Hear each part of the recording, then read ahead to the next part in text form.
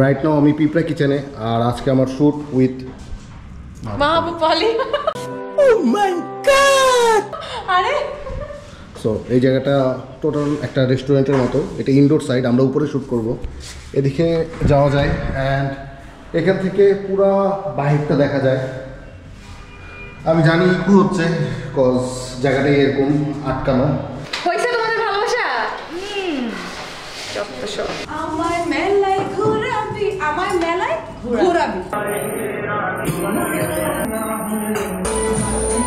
তো এখন আমাদের শ্যুটের সময়, আর আমরা এখন যাচ্ছি উপরতলায়।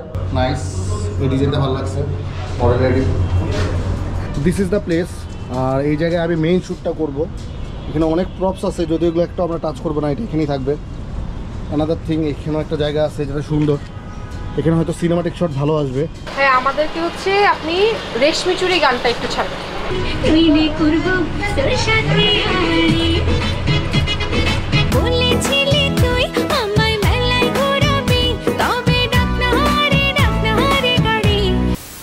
রেডি 1 2 3,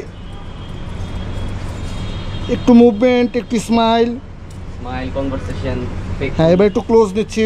ফেক কনভারসেশন এরকম। হ্যাঁ, একটু ফেক কনভারসেশন। Ready 1 2 3, ready 1 2 3।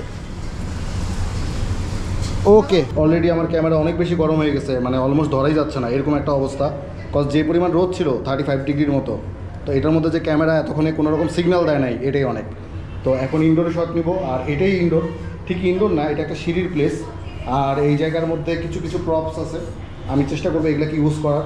এছাড়া এখন কোনো ওয়ে নাই, সবই বাংলা উপন্যাস বা বাংলা বই। আমি প্রচুর বই পড়ি, কিন্তু এখানকার অনেক কিছু পড়া হয় না, বিকজ আমি উপন্যাস কম পড়ি, আমার প্রবন্ধ পছন্দ। আর এই জায়গাটা ডেকোরেট করা হয়েছে কলসি, বিভিন্ন রকম আর্ট, সব কিছু নিয়ে। এখান থেকে একটা ভিউ দেখা যায় বেশ সুন্দর, আর এটা এই সিঁড়ি থেকেই দেখা যায় আর কি। সো আমাদের ব্লগ শেষ, শ্যুট শেষ, এখন ব্লগে টাটা টাটা। আমাকে